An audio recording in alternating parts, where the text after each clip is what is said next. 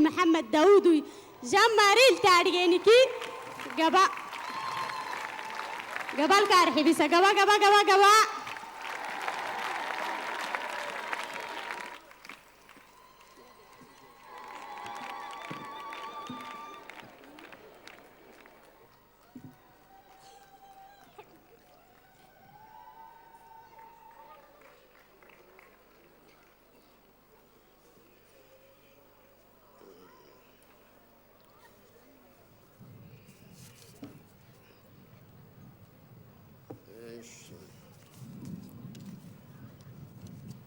masakadale umunu habay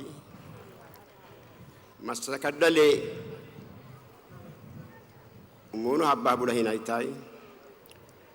harsi malakai hukumatai parliament aduitite الحراك الجابو اتيتن أمتكنكه السلام عليكم ورحمة الله وبركاته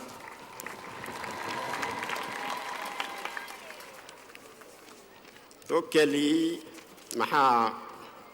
أحرى تكك سولا وحنا جاي تنبليه تنيه أهيدما سن اللي دي عم بورلا عندو اللي جابو تمري إدي سياسة حاجده سولمي إنه وبليه مسوقيوي تها كدتياي جابو تمري أبي سولو معنى لي يتحلت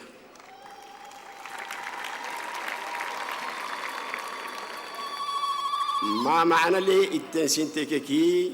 معنى تيتكي وش سبارو هبايا أنا مبقدي طبعا كي كونا سنة حكمي قبات ليه يعني وديه قال تبريني وديه بزوه كده كاكي تانما تنبول ليه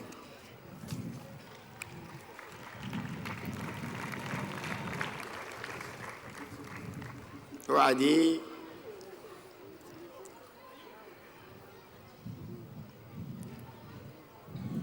أتيكادو طيب اللي محاتينيكي ويسمعها بارو هبه ينتام فايلة لتاماي تدعي لتامايا بارو بسوهد دي تحتني أبمي إسنكال أبتانه تنين دبري يايبولي أحرك الوش محاين كيه تارجينه ينو وسكبه متي لملمه يا بما وقتي كادو يوهي حينيني ما يسمحاي أموك الجركا بارو دمل سوكتين تارجينه أساقو فتيك كادو تبلين يتحلتها دعور كده عين كيه تبليمي كلها أكلنا نسينه ورسنا مهن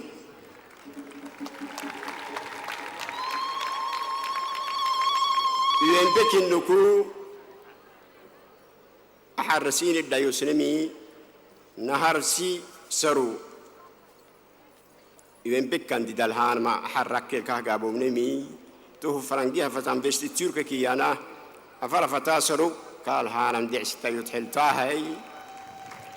نهارسي سرو كلا إلا حبوس سرو هاي تويتان سيني وراكتي سيدي حالسي هدتا كاعدوا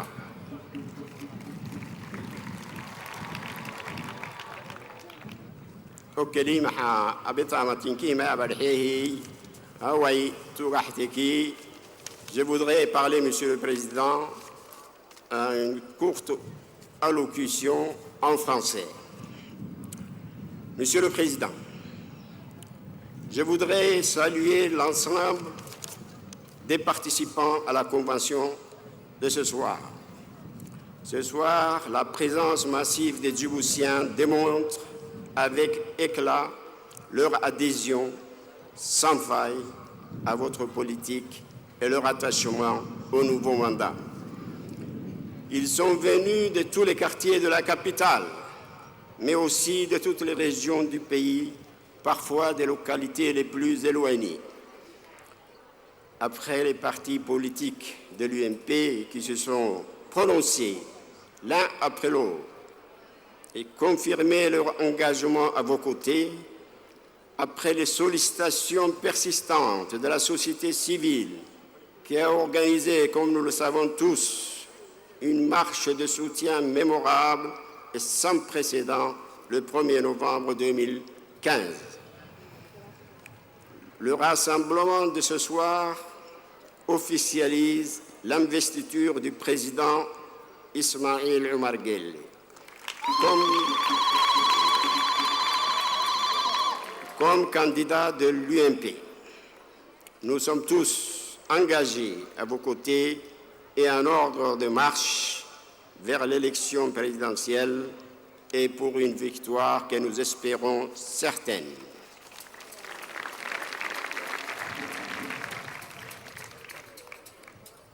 Monsieur le Président, si votre candidature soulève autant d'enthousiasme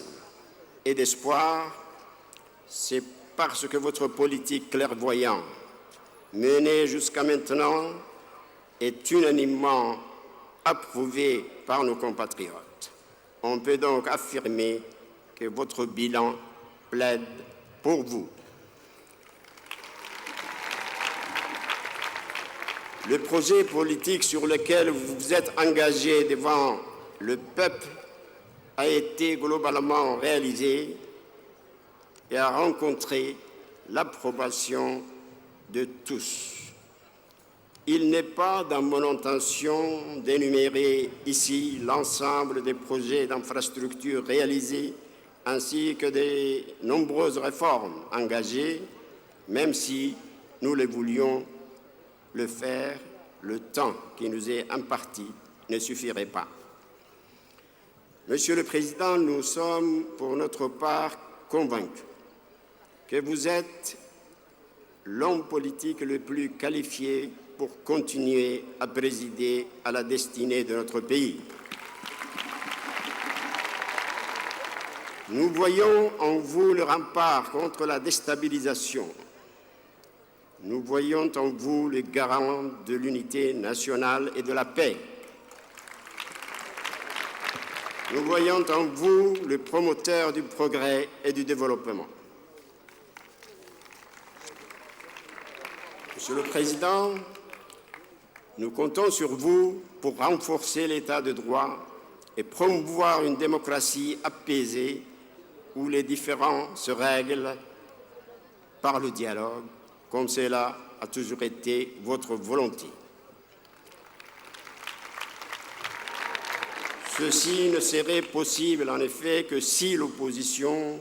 accepte et respecte les règles de jeu démocratiques. On ne peut pas dire que ce soit le cas ces derniers temps. Monsieur le Président, les Djiboutiens sont conscients que durant la dernière décennie, leurs conditions de vie se sont nettement améliorées, mais beaucoup reste à faire. Ils vous font confiance pour conduire de nouvelles réformes dans les divers domaines et initier de nouveaux projets de développement durant le prochain quinquennat. Nous invitons les Djiboutiens à faire le choix d'IOG. C'est un choix qui est le bon choix, c'est le choix de raison, c'est le choix de sagesse. Vive la République, vive la démocratie, vive le candidat de l'UMP. Et je pense que la victoire sera certaine. Merci bien. كان هذا خطاب السيد علي محمد داود جون ماري وهو رئيس حزب فرود. إذا أتمنى السيد الرئيس أنك تستمتعوا ببرامج هذه الأمسية. الآن أقدم لكم فرقة الغنائية هلاع لتقديم أغنيتها.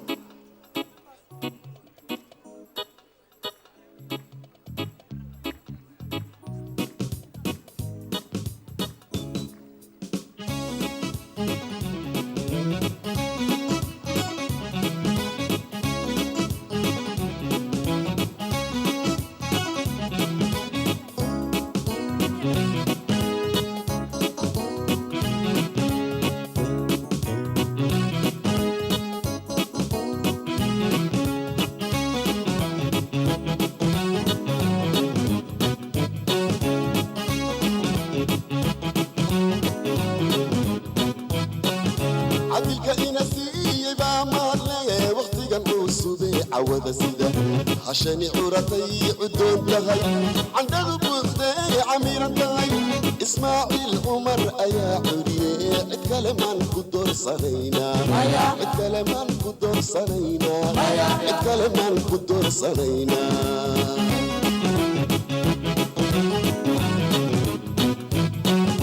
عديك إنسيبا مالي وقتي قنحوس بي عود سيدة عشان عورتي عدون تهي عندها بوثني عميرة تهي إسماعيل عمر أيا عريه اتكلم عن قدر صنينا اتكلم عن قدر صنينا اتكلم عن قدر صنينا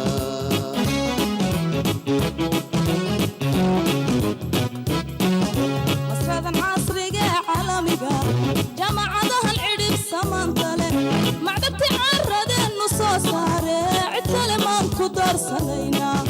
عد كلمان قدر صنينا عد كلمان قدر صنينا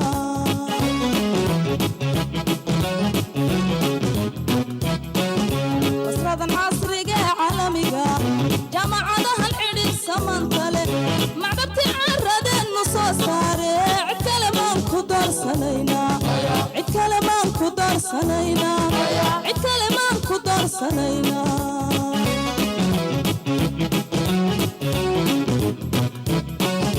عينا شعل الكنوسي دبا عروسة من أبو وقاشو الميقا بكايو إكانتي كسيدر عافي ماتي عدالة عيسى الروحي نقالوه أمير يهي الكلمة قدر صنينا الكلمة قدر صنينا الكلمة قدر صنينا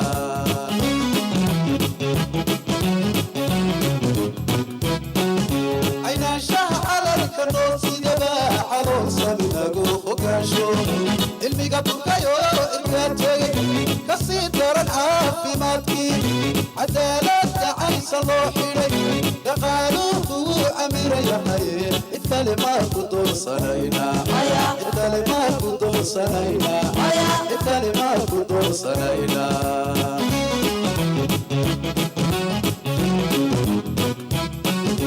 ودونشها على مسار كيسي هذا الكوكو العلي يدور جر عادل كان لقبته حدد عصبي بارواق وعقاها نوكليه عد كلمان قدر صنينا عد كلمان قدر صنينا عد كلمان قدر صنينا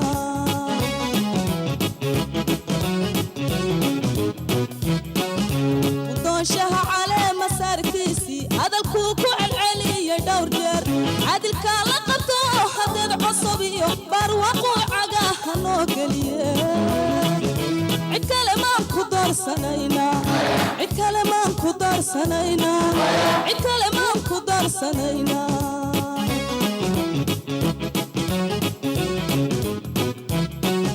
أخوتي سعانا لو دمي أدون كاتلكيني عاشقي عدالي مذوبة صوتي عد كلمان قدر صنينا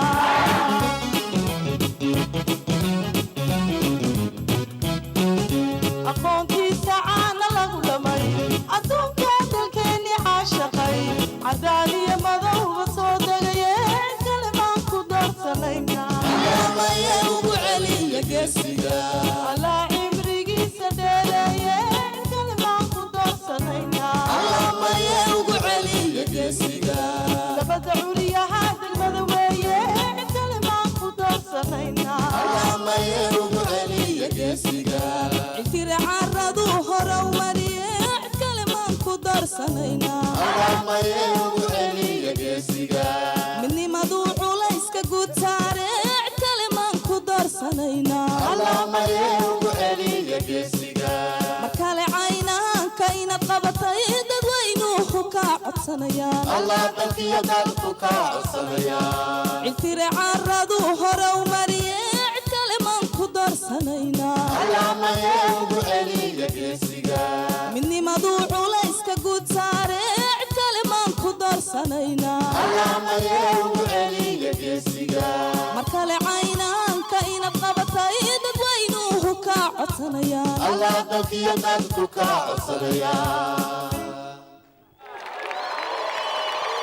Bravo, bravo, bravo.